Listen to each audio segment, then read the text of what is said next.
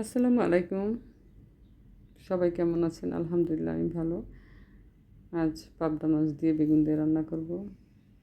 তাই প্রথমে মাছগুলো একটু আগেই হলুদ, মরিচ, লবণ দিয়ে আমি একটু মেরিনেট করে রেখে দিয়েছিলাম।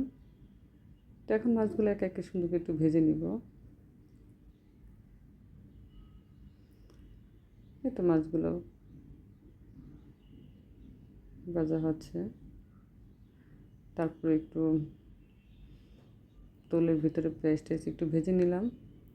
একটু বেশি ভাজা যাবে না কিন্তু, কারণ সবজিতে যখনই আপনি রান্না করবেন তখন কিন্তু পেঁয়াজটাকে একটু কম ভাজতে হবে। হ্যাঁ, আপনি যদি বেশি লাল লাল করে পেঁয়াজ ভেজে ফেলেন তাহলে কিন্তু আপনার তরকারির স্বাদ কিন্তু অন্যরকম হয়ে যাবে এবং তরকারির কালারটাও কিন্তু সুন্দর থাকবে না।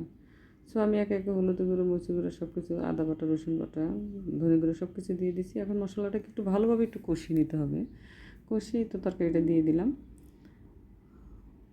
বেগুনটা খুবই নরম তরকারি, তাই পাবদা মাছের সাথে বেগুনটা অনেক ভালো লাগে। আপনি আলু দিয়েও খেতে পারেন বা টমেটো দিয়েও খেতে পারেন, কিন্তু সব সবজি কিন্তু এই মাছের সাথে আসে না।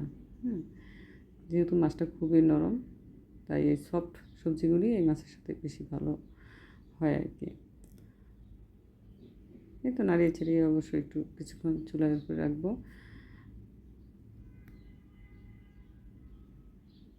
ব্যাস, তো হয়ে গেল। আমি একটু মাখা মাখা ঝোল রাখতেছি, একটু একটা কাঁচামরিচ এবং ধনিয়া পাতা দিয়ে এখন নামিয়ে ফেলবো। ভালো থাকবেন।